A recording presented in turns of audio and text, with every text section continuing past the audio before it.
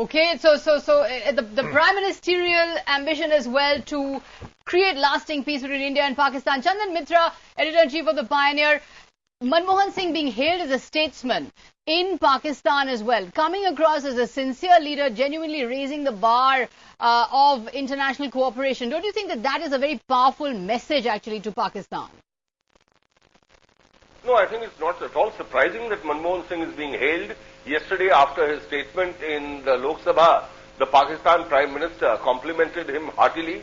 I can entirely understand the Pakistan Prime Minister's sentiments. After all, Mr. Manmohan Singh has given away all the tenets of India's foreign policy of more than 6 decades.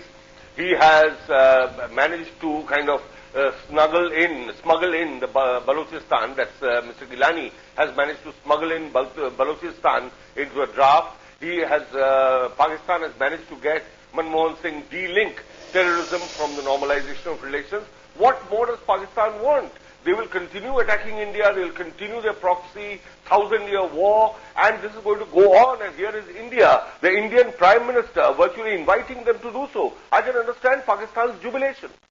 Let's put that to Vinod Mehta. Vinod Mehta, in fact, let me take off from Chandan's argument and put it to you that Pakistan is not the Pakistan that perhaps we have understood for many years now. This is a country at war with itself. There's a sort of creeping Deobandization. There's a Talibanization. We hear of people like Imran Khan actually taking a very orthodox line. We have a country which does not accept our evidence on Hafiz Saeed. We have a country that is really the mood there very much on the rise of certain Islamist fundamentalist forces. Now with this country, in this kind of situation, facing an identity crisis with its own war, with its own self in Swat there, has Manmohan Singh misunderstood the nature of Pakistan at the moment and reached out and made peace with really a marginal element that doesn't matter? I think, Sagarika, no one misunderstands Pakistan. I think there is so much written about Pakistan. I think your question needs to be rephrased. And the question should be, did the Prime Minister misread the public mood? Now, in answer to that question, I would say that we yet don't know the public mood. What is the public mood on this joint statement? We know the mood in Parliament. We know the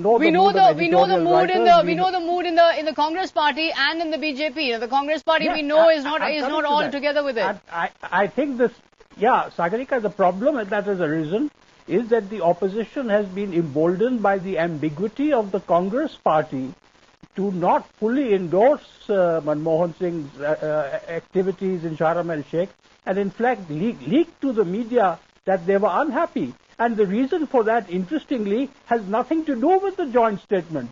This is a power struggle between the Prime Minister and the party. The party wants the Prime Minister to be under its thumb. They don't like Manmohan Singh making unilateral policy and then coming back and the party has to clean up the mess. So there's a big power struggle going on between the party and the Prime Minister. And as yet this power struggle is unresolved, despite the fact that Rahul Gandhi and Sonia Gandhi have supported the Prime Minister. But they haven't. Have they actually supported the Prime Minister? Have they supported the Prime Minister? Because there was no endorsement of the joint statement by Sonia Gandhi today. I would request Mr. Mehta to rephrase his assessment. It is not about a power struggle. It is about the terms of engagement. There is a party which faces the electorate, and there is a government which is headed by a Prime Minister which had a more wholesome participation in the last elections, in the Lok Sabha elections. But the party has to face the electorate in Maharashtra. Let us not forget that in October. And there is a degree, Mr. Mehta can have his say later, but there is a degree of consternation, in the party ranks. But I would like to say that the Prime Minister must engage with the party and through the party in the UPA in a more wholesome fashion with the opposition in order to retain the national consensus, which is very, very essential for anything that he wants to do out of the box. And the Prime Minister of India is thinking out of the box. He's thinking out of the box and he's a risk taker, as you were saying. But then is he also being politically naive here? Because, he can't actually burn his bridges with his own party. He can't burn his bridges with the opposition to this extent. He's given the opposition a huge issue, which they're not going to let go. No, I think one thing which has happened since the last election victory is that Congress was very surprised that an outsider has taken them to another victory. An outsider has now been ranked with the best part of the family. The family, I don't think, minds that much, although we shall see.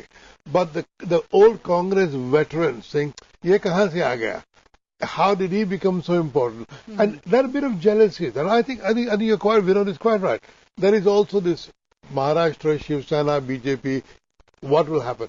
But I think Congress is misreading both the public and the Prime Minister, because the Prime Minister will carry this through and it will remove the reason for the existence of the BJP. If he makes peace with Pakistan, BJP is finished with the party. But at the same time, Vinod Mehta, aren't you getting a sense of unease? Aren't you getting a sense that people are just... I know that our poll is saying differently. Aren't you getting a sense that people are just not comfortable? The Congress doesn't sound convinced when it talks. The spokespersons don't sound convinced. They talk about grand vision. But the fact is that grand vision at a time like this may be a trifle incongruous.